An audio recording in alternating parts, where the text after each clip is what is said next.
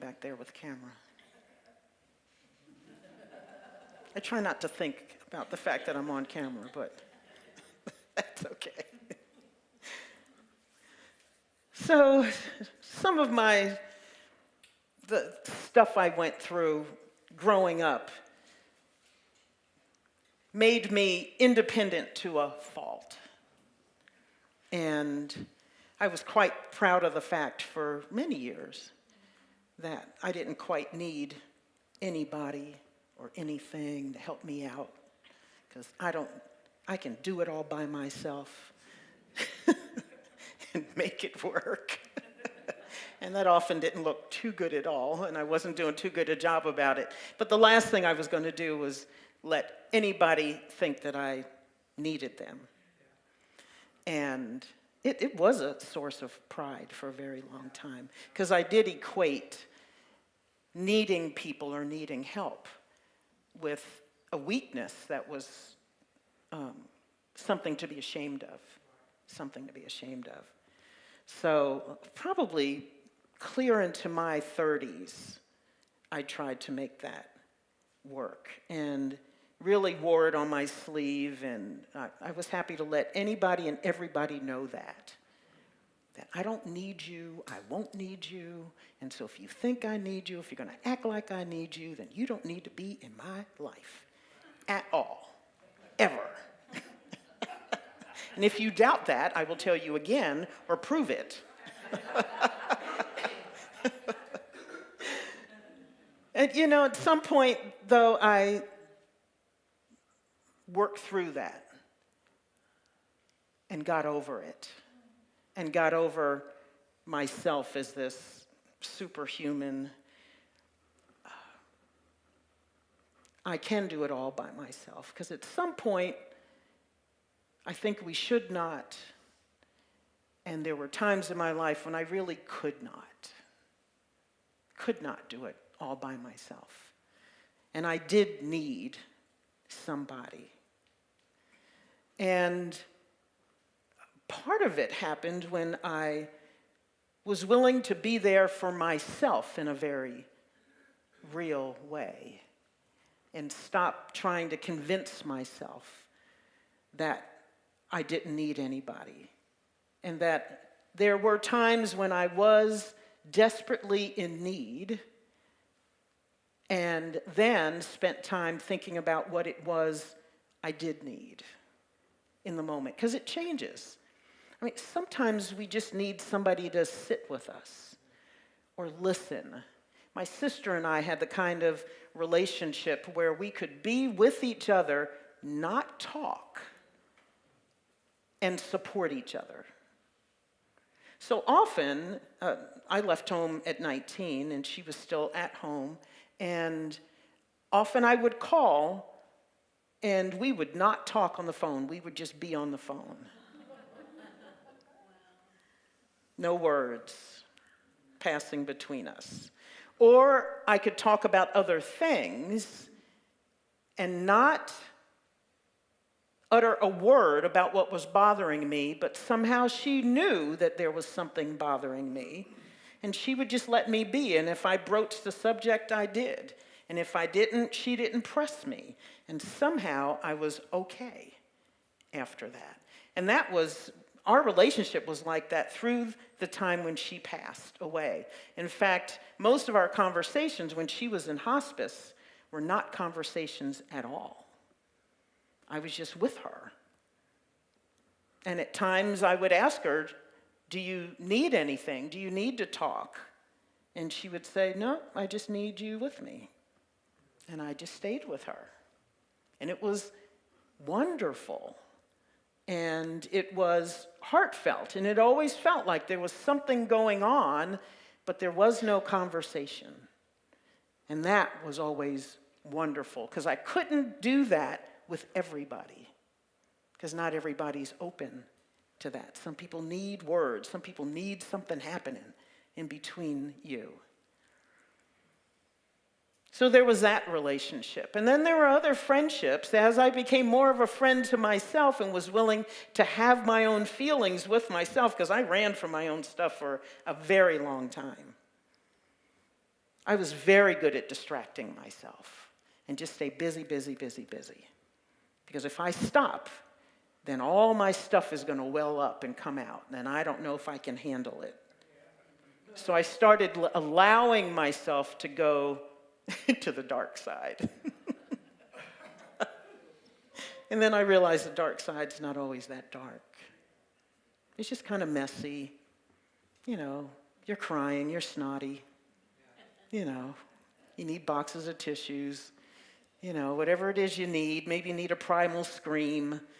I don't know, maybe you need to break something that you don't care gets broken and you don't hurt anything else. Maybe you need to punch the pillow. Maybe you need to step in the shower and weep until you can't stay in the shower any longer. Sometimes we just need that. And then I started allowing myself to be vulnerable with other people. With people that I started to trust and spend time with and kind of feeling out how they were with me and how I could be with them, and could I open myself up little by little and show my heart, share my joy, share my sadness, because not everybody can share your joy and your sadness with a full heart. It's interesting, Quentin and I were, Quentin's my husband who's sitting back there. So we were friends for a long time, and even though he's easy to be with, I didn't trust him either in the beginning. Because I didn't trust anybody. It was nothing personal. So everywhere we went, I always made sure I had my keys, my purse, extra money, because you know what? If I get upset, or if you make me mad, then I don't want anything. I don't want you to take me home. I don't need you. I don't need anything. And I can do this all by myself. And then I realized one day we were out and at the store, and he wanted to go in Home Depot. I'm like, oh, okay, no, I'm not feeling Home Depot. I want to go in TJ Maxx or some other store that was in that same shopping strip. And went in the store and realized I didn't have my phone, I didn't have my purse, I didn't have my keys, I didn't have any money. I thought, when did this happen? I am at the mercy of this man. And it was just this moment that we had crossed, or I had crossed. I had crossed a really important line where I just said, everything's okay. So I had to go find him in Home Depot, and it was like a walk of shame. I got over it. But I saw a pair of shoes that I really want to get. Could you give me some cash so I can go? And you're going to have to come find me, because if you decide to desert me, I'm just out here at TJ Maxx all by myself, looking for somebody who'll take me home. I'm feeling so pitiable. But then I had to call home, and I told my mom. We had a good laugh about that, because she thought, oh my gosh, you went to the store with nothing? Because she knew how independent I was. She knew that. So yes, that was a major, major crossing of a river for me, that I could go out. And the thing is, I didn't think about it. Just at some point, I was there. I was at that point where I just trusted him completely, and it was all right, and I had to laugh at myself.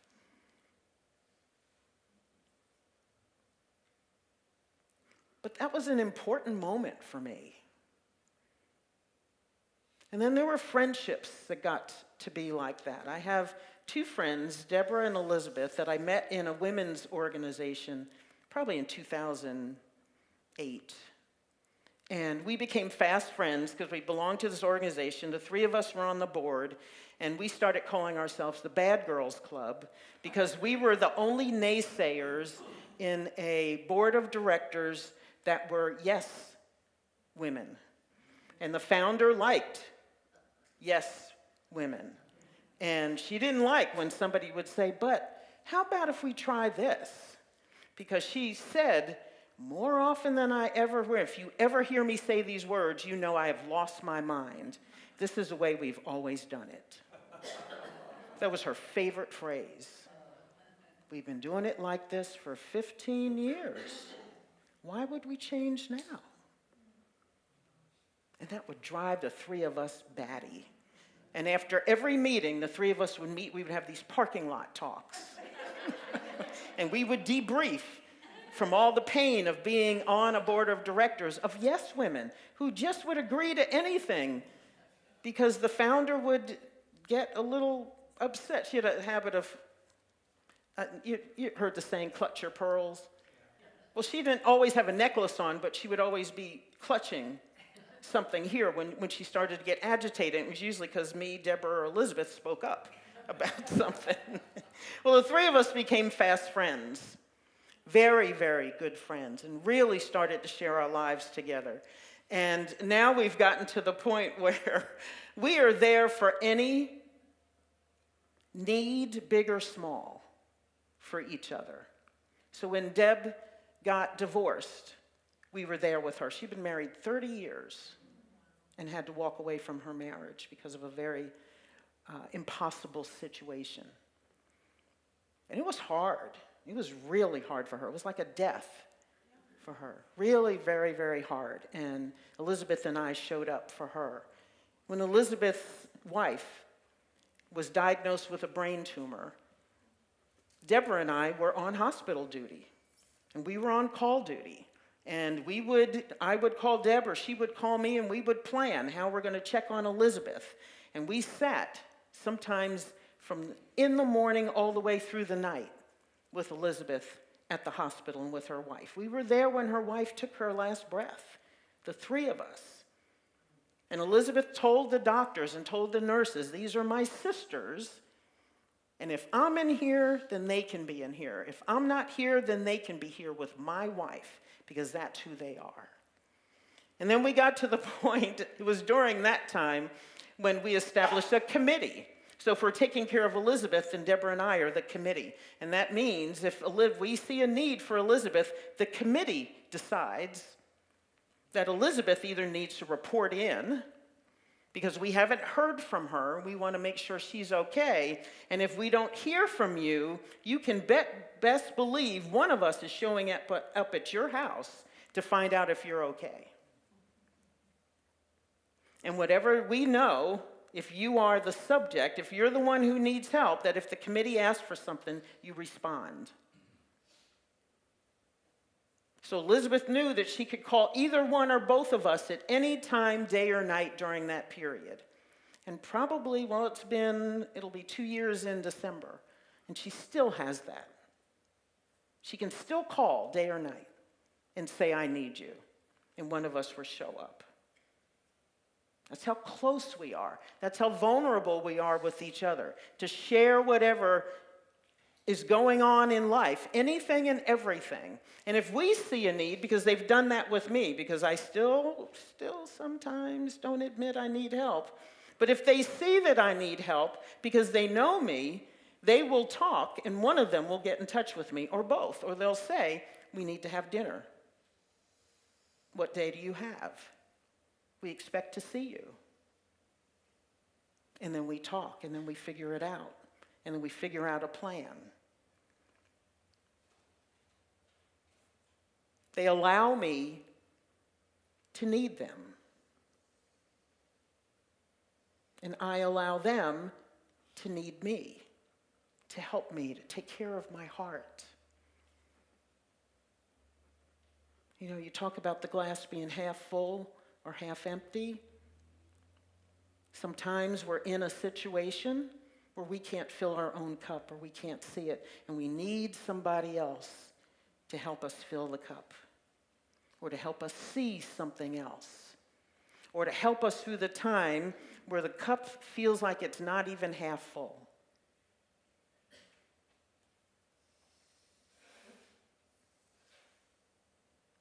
I think we are geared designed for each other.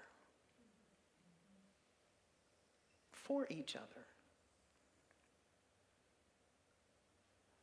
I could not have made it through my sister's passing or my father's passing without those two women. Could not have made it by myself. And like you said, Doug, there are just moments where you feel something happening and it's special. And a lot of times it was those two women that were there with me.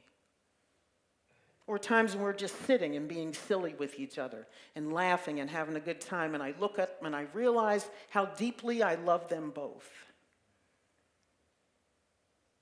And how nice it is, how freeing it is to be able to be fully myself with them, my heart wide open, knowing that I am not just safe, but lovingly cared for and held and supported. And that no matter how ugly things get, I've got them by my side.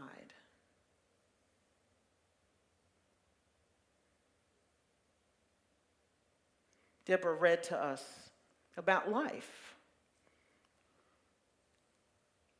and about us needing each other and about this thing called life, called consciousness, called God, that sees us and is aware of us. And if God is in each one of us, and we are that same love, that same life, then we are that for each other.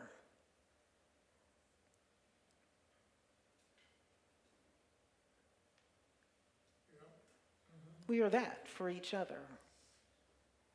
And just like we have to be open to the power and presence of that which is God, I think we need to be open to the power and the presence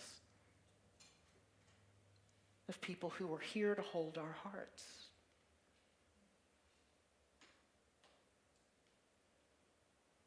I know how easy it is to run. Easy it is to run. And to hold our hearts seemingly safe from others. But there's never any safety in running. There's never any safety in white-knuckling through life. There's never any safety in denying the fact, and I think it's a fact, that we are all one.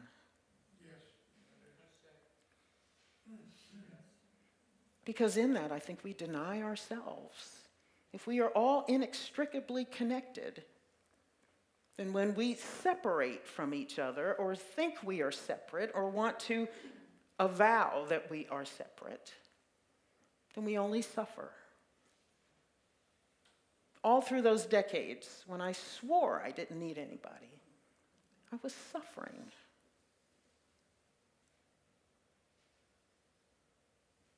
My heart didn't hurt less. It probably hurt more.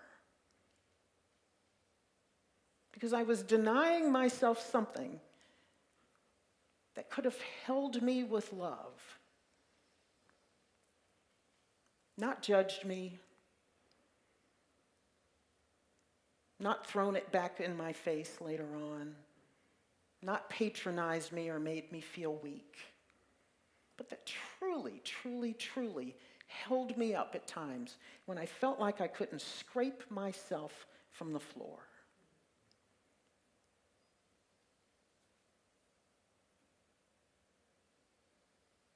Sure, we can get hurt.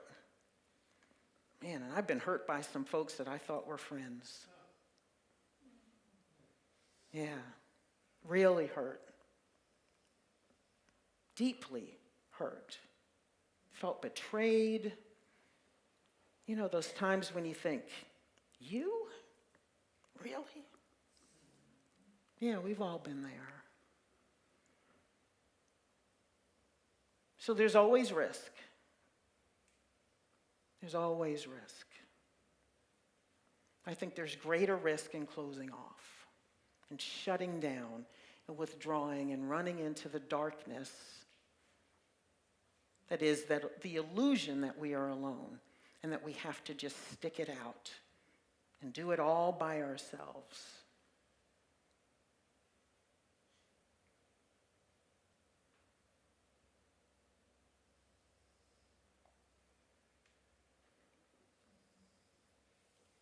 I think the benefits always outweigh the risk when it comes to letting people love us.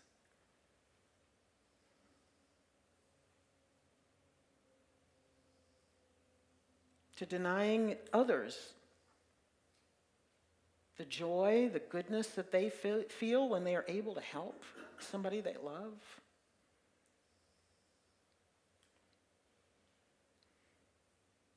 I remember Deb and I having conversations in the hospital and really, really needing to be there for Elizabeth, even if it was just to sit with her. Because through those dark days for her, most of the time there were no words for us to make her feel better about losing her wife, who she had been with for about 35 years.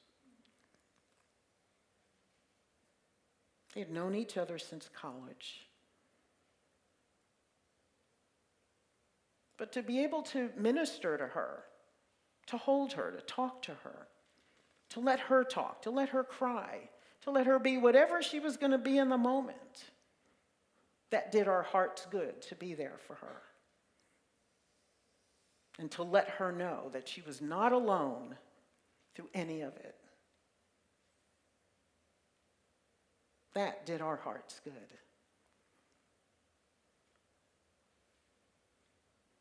That was something we will always treasure. And the fact that she let us in on those moments of her life, when her wife took her last breath, yeah. Talk about something I'll always treasure. Yeah. Our ability to love each other, I think, is infinite because God is infinitely and completely unconditional love. And so are we. So are we.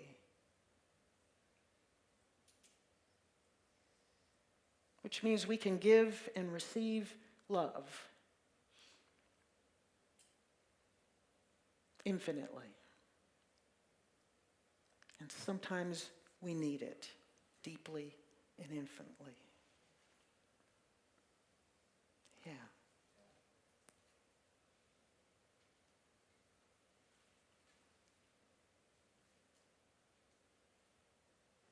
That's who we are as human beings.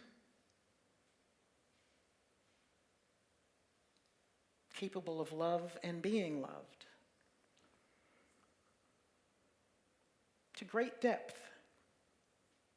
And there's no shame, no judgment.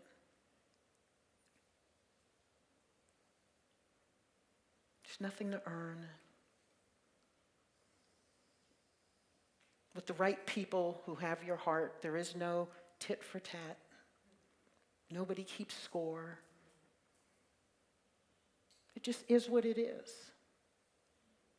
And we love who we love, especially those who let us in, who open up their hearts and say, yes, I need you. Yes, I need you. One of the most phenomenal moments of the retreat up in Montana was deepening some of the friendships that I started in previous years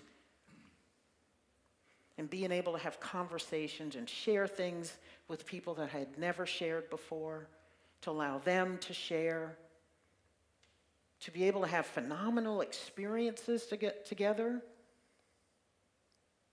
that we know will carry through the years and the decades.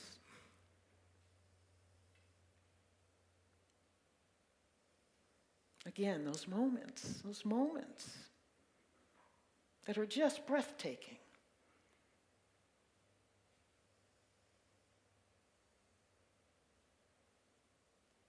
So why not love? Why not open up? Lay your heart bare. And there may be some who trod upon it and don't know how to hold it and don't know how to treasure you. But there will be some who will hold it as I think the Creator would hold it and always holds us.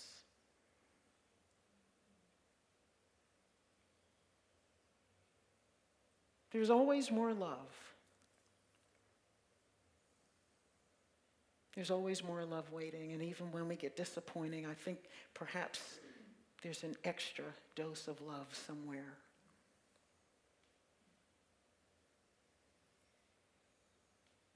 So I think we walk through life, arms wide open, ready to love, ready to be love, ready to hold each other as we are held in life and supported by a God who only knows love.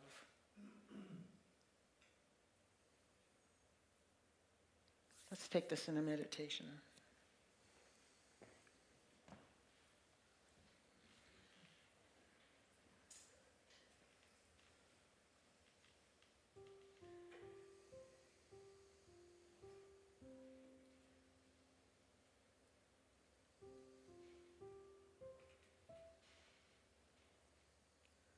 So how big is your heart? How open is it?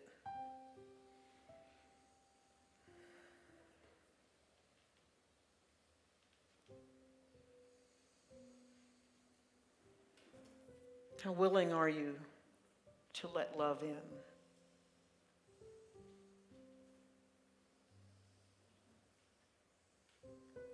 Even with those you say you love, how vulnerable are you?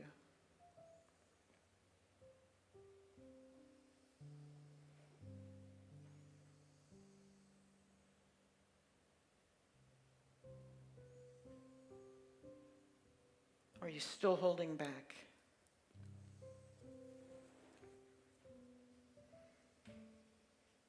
Will you only show a portion of yourself and hold back the rest?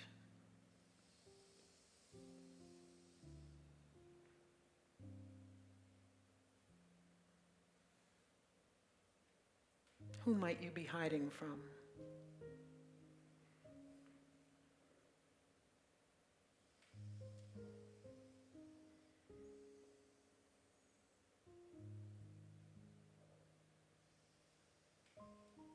And who might you be denying the gift of giving love and sharing love?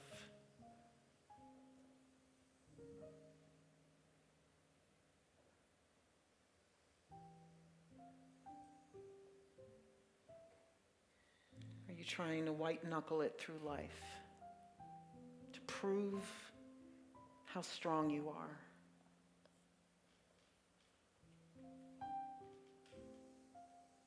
Not realizing that vulnerability is strength, that the willingness to be open is strength, that it takes strength and courage to walk with your arms open,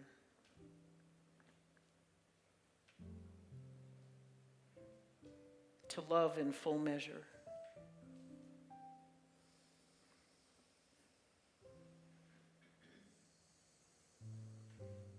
To sit with another, cry with another,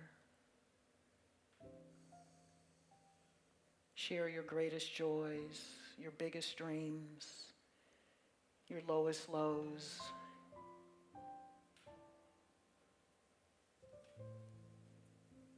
Give voice to your fears.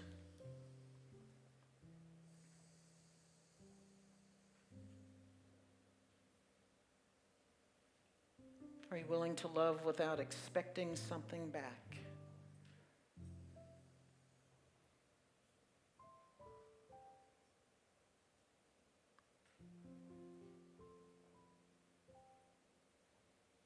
Are you willing to share with abandon?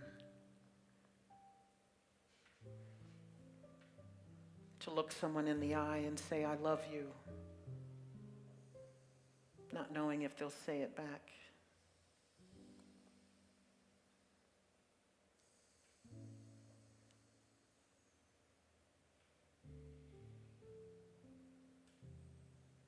Can you do it with yourself? To love yourself with abandon, accepting yourself for exactly who you are in any given moment, without judgment.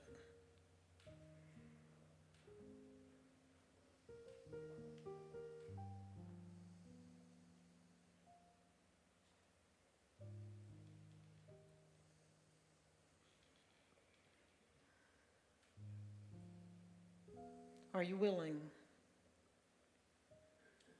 to love and love again, to give and give again, to receive and receive again?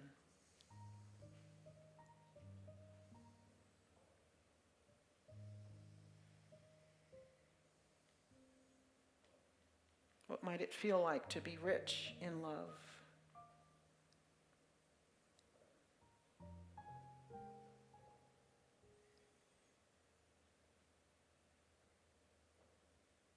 What might it feel like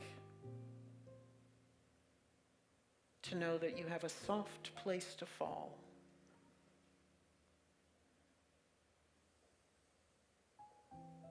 That no matter how hard the road gets, you never walk it alone.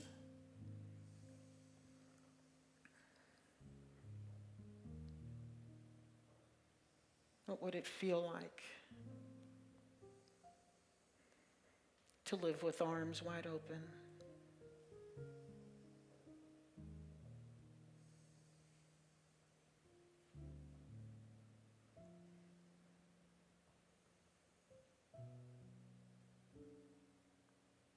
To live and love with abandon.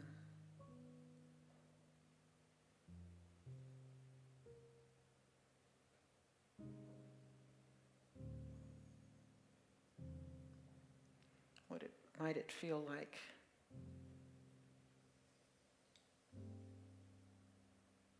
to be so free in love, as love, that your heart can barely believe it?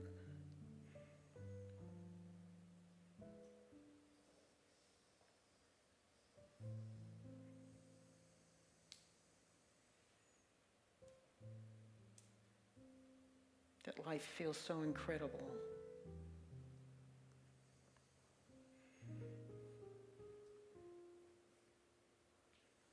So wonderful.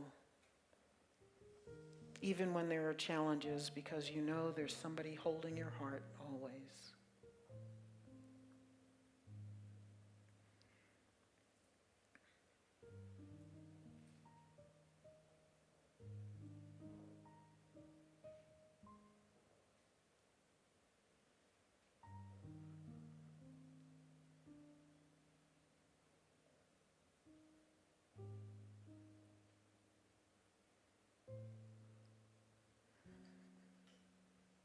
So just breathe and relax in love.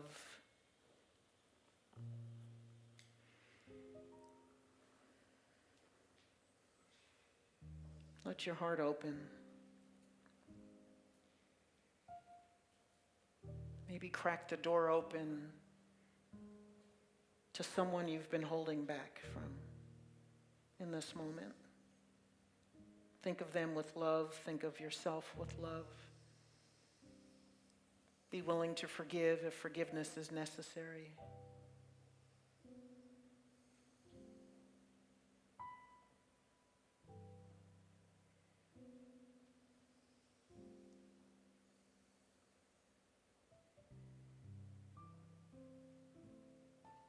Seek understanding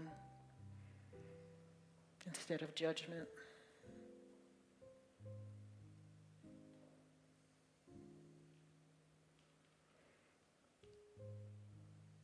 Seek peace where there was chaos, resentment, and open up once again a little bit more fully.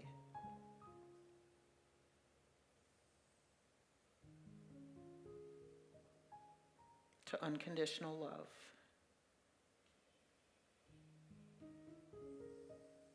And be willing to receive a love that is overflowing and infinite.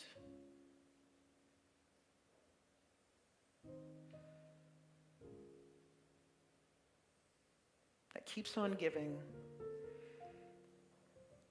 even when we feel like we don't deserve anymore.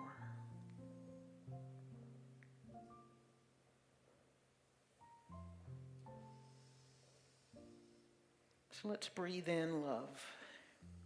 Inhale, saying yes to love, and exhale, giving love. And as you inhale and say yes to love, imagine yourself opening your arms up wide. No limits. No conditions.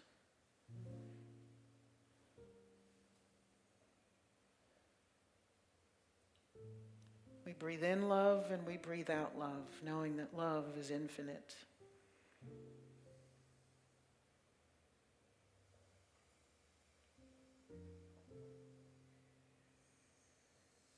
For God is infinite.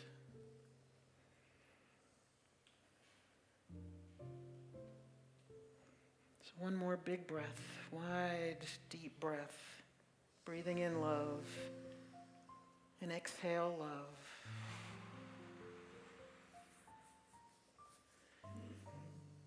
We are love. We give love. We receive love. And so it is, and so it shall be. Amen.